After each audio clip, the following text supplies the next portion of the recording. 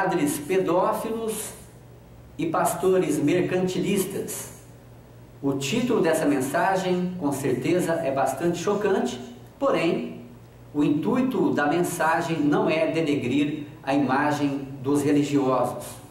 Ao longo da minha vida cristã, eu tive o grande privilégio de conhecer e também conviver com vários padres, vários pastores, e posso dizer com bastante alegria que vivi e vi homens idôneos, homens que com sinceridade e verdade assumiram um ministério dentro da igreja. Pessoas que cumprem os seus propósitos de trabalhos dentro da sua religião.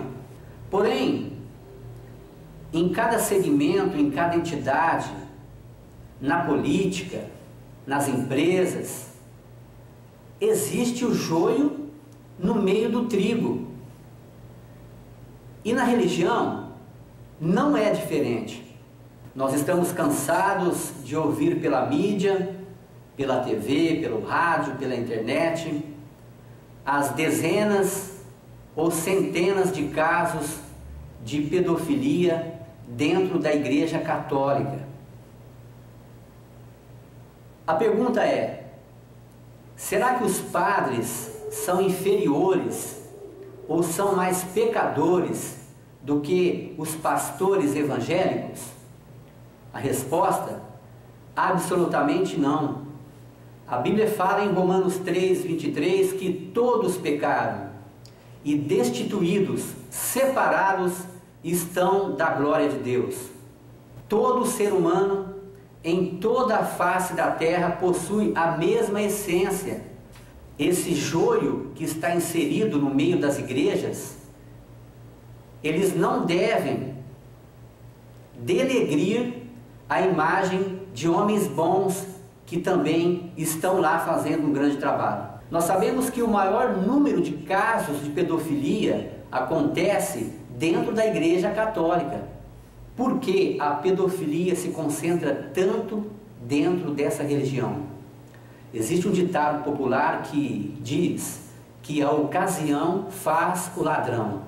Eu quero ler um versículo da palavra de Deus nesta Bíblia, a Bíblia de Jerusalém, uma Bíblia católica, que diz o seguinte: se vocês não podem conter-se, então casem-se, porque é melhor casar do que abrasar-se. É importante que você entenda que a relação sexual é uma necessidade fisiológica.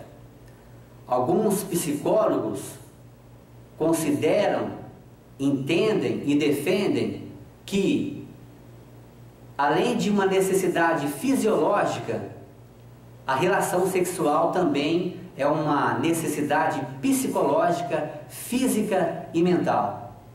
Assim sendo, todo ser humano, quando atinge uma idade adulta, terá essa grande necessidade fisiológica. Faz parte da natureza humana, faz parte do ser humano. Então, ao tornar-se adulto, o homem deve casar-se, porque a única forma de sexo aprovada por Deus é o sexo dentro do casamento. E aí você pode me perguntar o seguinte: os padres devem se casar? Respondendo a sua pergunta, eu não quero parafrasear a Bíblia, mas eu vou ler um versículo que fala a respeito desse assunto. No livro de Tito, capítulo 1, versículos do 5 ao 7, vai falar das qualificações de um presbítero, ou seja, quais são as características que a Bíblia, que a palavra de Deus exige para que um homem seja um presbítero. Tito, capítulo 1, do versículos 5 ao 7, qualificações de um presbítero. Este homem tem que ser irrepreensível, marido de uma única mulher, que tenha filhos fiéis, que não passam a ser acusados de dissolução nem desobedientes, porque convém que o bispo seja irrepreensível como despenseiro da casa de Deus, não soberbo, não iracundo, nem dado ao vinho, nem espancador, nem cobiçoso, nem de torpe ganância. E aqui eu lanço uma pergunta a você. Por que uma das exigências da palavra de Deus para que um homem seja apto a ser presbítero é que este homem seja casado? Por que essa exigência?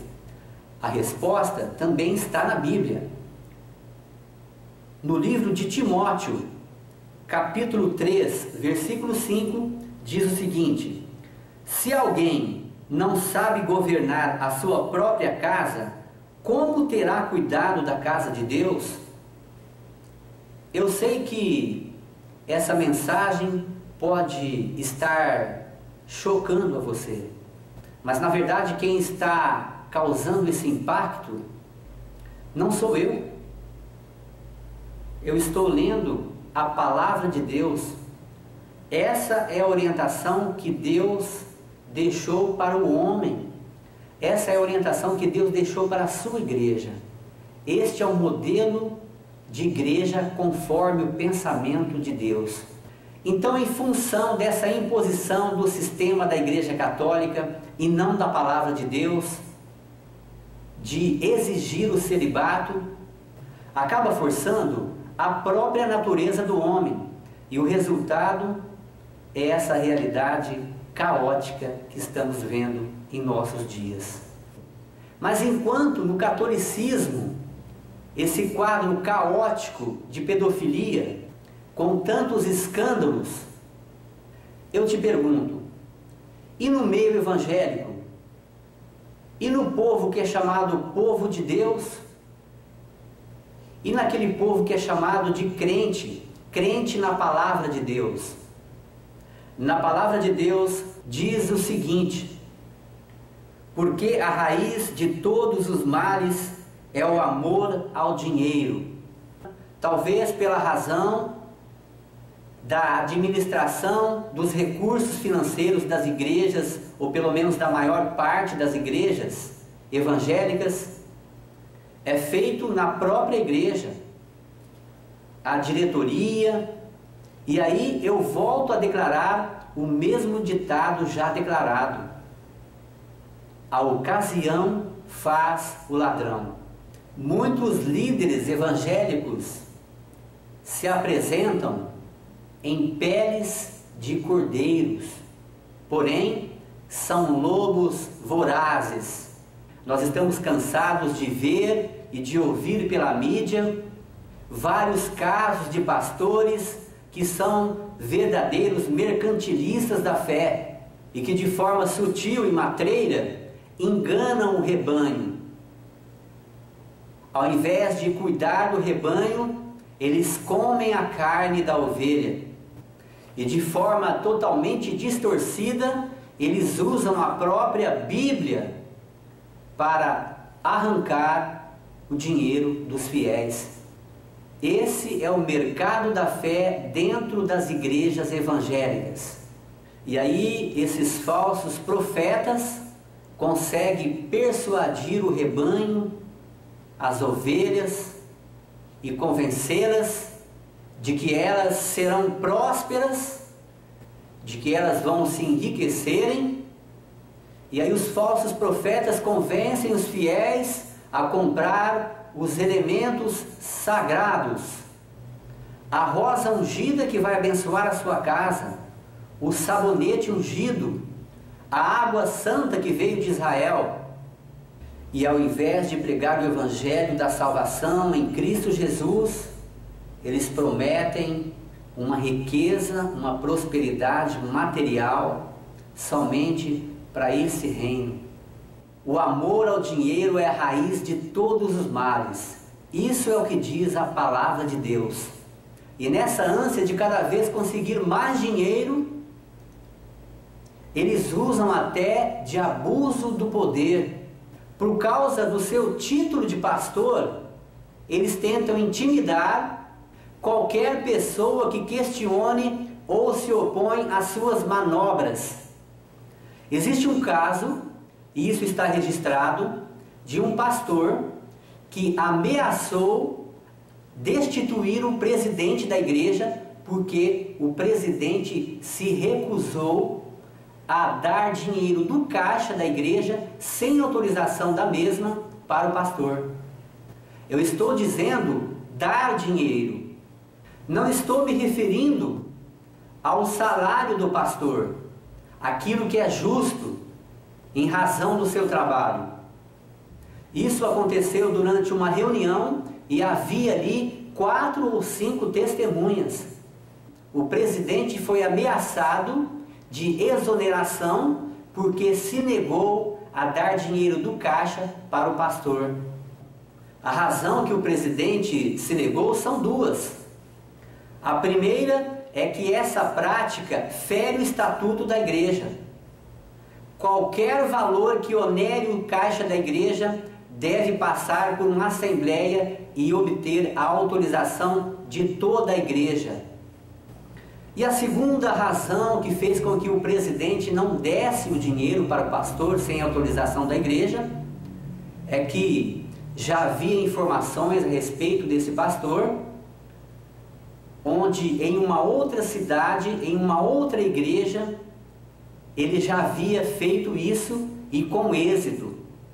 Com o aval do tesoureiro, ele subtraiu um valor do caixa da igreja sem autorização e conhecimento da mesma.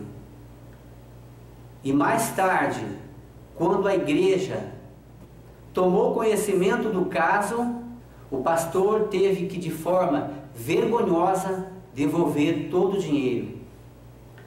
Esse caso está registrado em mais de 30 páginas, assinadas por 2 pastores que testemunharam o caso. E é lógico, quando isso acontece, todo o corpo sofre, toda a igreja padece. Eu quero terminar essa mensagem dizendo a você que essa realidade não deve abalar a sua fé em Cristo, porque o próprio Cristo, através da sua palavra, já nos havia alertado sobre os falsos profetas que viriam. No livro de Mateus, capítulo 7, dos versículos 15 ao 20, está escrito: cuidado com os falsos profetas, eles vêm a vocês vestidos de peles de ovelhas, mas por dentro são lobos devoradores, e pelos seus frutos os conhecerão. Eles vêm em peles de ovelhas, com uma doce voz, com um excesso de formalidade, porém são lobos devoradores. Por onde eles passam, eles deixam um rastro de destruição. Finalizo dizendo a você: não se abale, continue buscando a Deus, estudando da sua palavra, orando e, acima de tudo, testemunhando o amor de Jesus Cristo às pessoas que estão ao seu redor. Um abraço a você e fique na paz do nosso Senhor e Salvador Jesus Cristo.